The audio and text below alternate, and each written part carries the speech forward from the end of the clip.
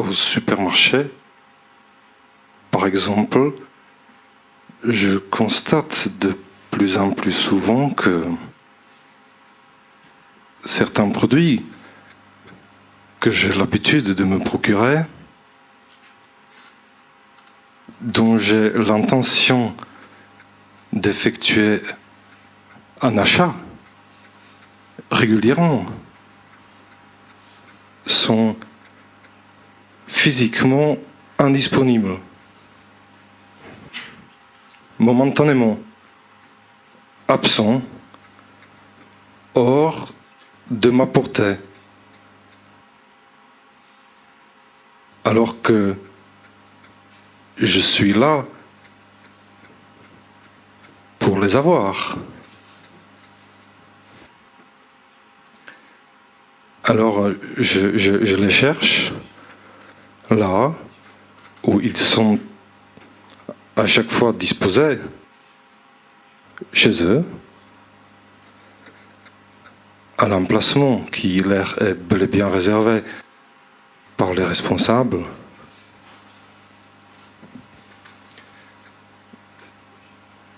Je les cherche. Mes yeux les cherchent.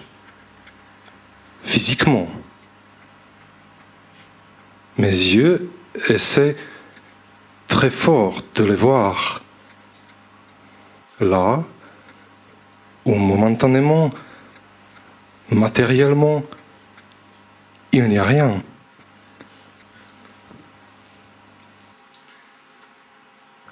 Alors, je vois que finalement, mes yeux regardent tous les deux dans un vide.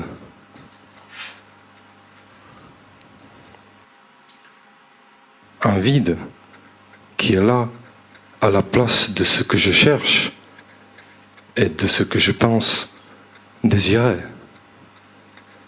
Un vide que je regarde et qui regarde à moi. Surpris, gêné, intimidé de me voir le regarder si profondément. Un vide fragile, discret, qui a plutôt l'habitude de passer inaperçu. Un vide qui est là, sans vraiment savoir pourquoi. Un vide qui fait mine de rien, naturellement. Un vide attachant malgré tout. Un vide rare, difficile à se procurer. Surtout lorsque partout il y a tout, finalement. C'est vite un vide qui manque.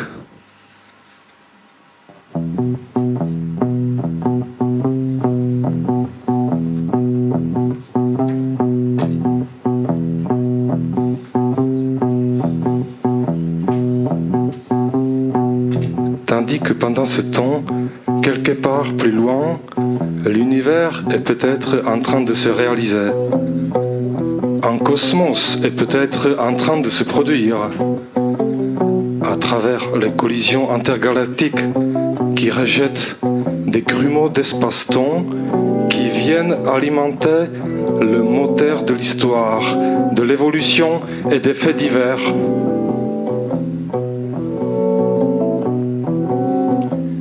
Les millions de jeunes retraités suédois, par exemple, sont sur le point de composer les coordonnées de leur prochaine destination dans le GPS de leur mobil-home.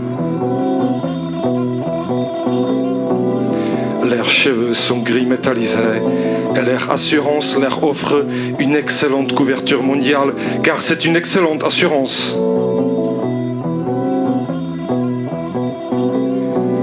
Et dans le sifflement des trous noirs et le ronronnement des supernovas, les chirurgiens suisses se connectent secrètement aux réseaux sociaux en utilisant des pseudonymes douteux.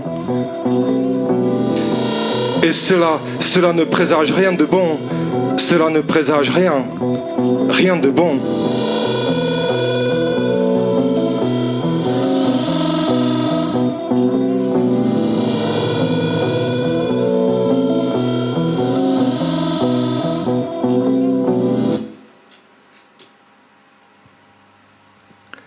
Ici, en revanche, je constate que les gens ont beaucoup de mal à se garer, à trouver une place de stationnement disponible qui leur convienne et dont ils ont grand besoin. Une place qui pourrait en somme leur correspondre et devenir la leur, dehors dans le quartier, et même au-delà. Bien sûr, ils ne cherchent peut-être pas aux bons endroits, mais peut-être bien que si. On peut les sentir désespérés dans leurs habitacles, au volant que vivement ils tournent avec leurs mains, leurs pieds enfonçant toutes sortes d'embrayages, leurs yeux jetant des regards furtifs dans toutes les directions de l'espace extérieur à la fois. Et pourtant, on dirait qu'ils possèdent presque et malgré tout une image mentale de l'endroit où ils se trouvent, de l'action qu'ils sont en train de mener, ainsi que de la destination finale de leur personne.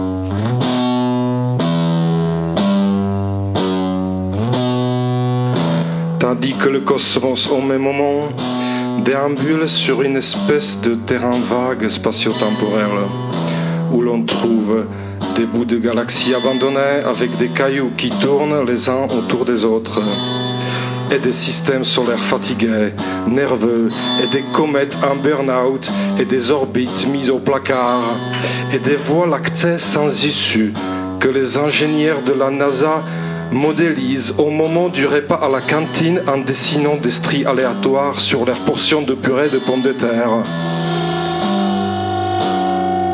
Viens voir, on dirait les clichés de ce matin. Regarde, on dirait un canard avec 3 yeux et 14 becs. Tu es fou, c'est la constellation KVR 3617b. Et dans une émission de télé-réalité danoise, pendant ce temps, on dit que la conscience est un piège, que nous sommes des mammifères hautement complexes, voire problématiques, les seuls à grignoter entre les repas, les seuls à faire circuler des idées de plus en plus bizarres dans les fibres optiques et dans des accélérateurs à particules.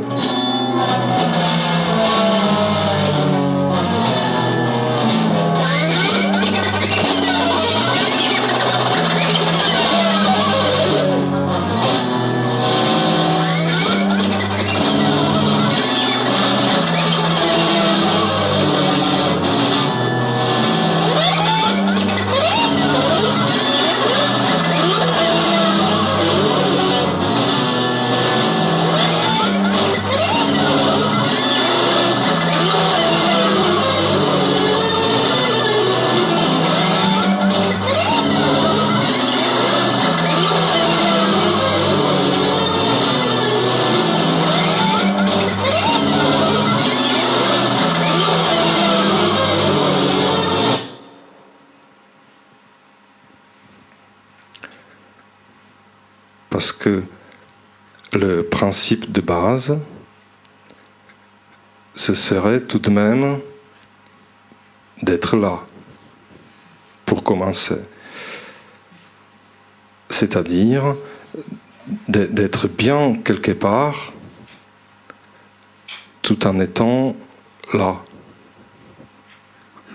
à la base. Et ceci serait le principe de base.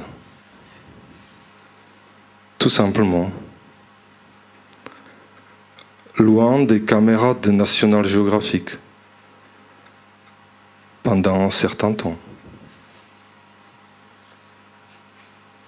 Car si la répétition du rien a pu engendrer le pas grand-chose qui a tout de même fini par devenir notre tout, la répétition de ce même tout pourrait tout aussi bien ne mener à rien.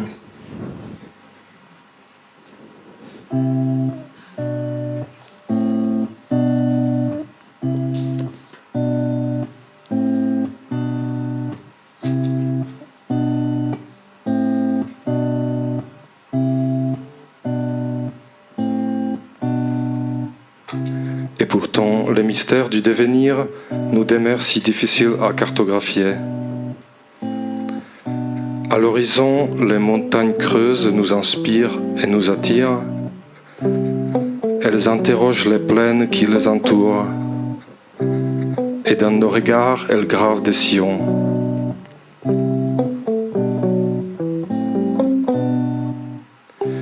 Telles les anguilles électriques qui semblent remonter le cours insensé des choses, nous rêvons d'avancer vers ce qui, au loin, nous sourit.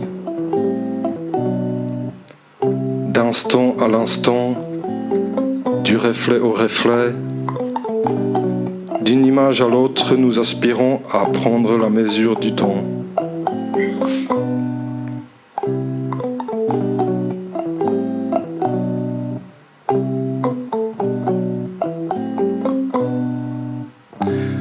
Et les paysages s'approchent, presque réels et saisissables. Flottons sous nos pas au rythme des ondes gravitationnelles, au rythme de nos murmures.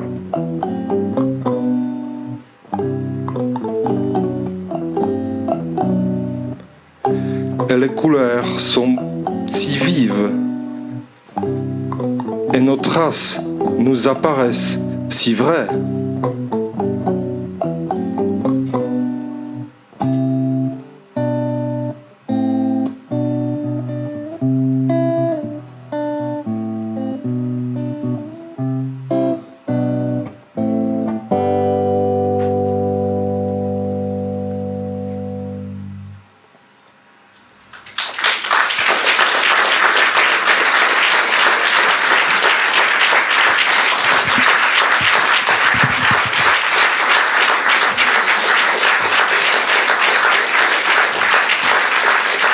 Lindra Kratochvil et Stéphane Libert, que j'invite à rester sur scène, tandis que les rejoignent Gilles Farcé, Béatrice Maché.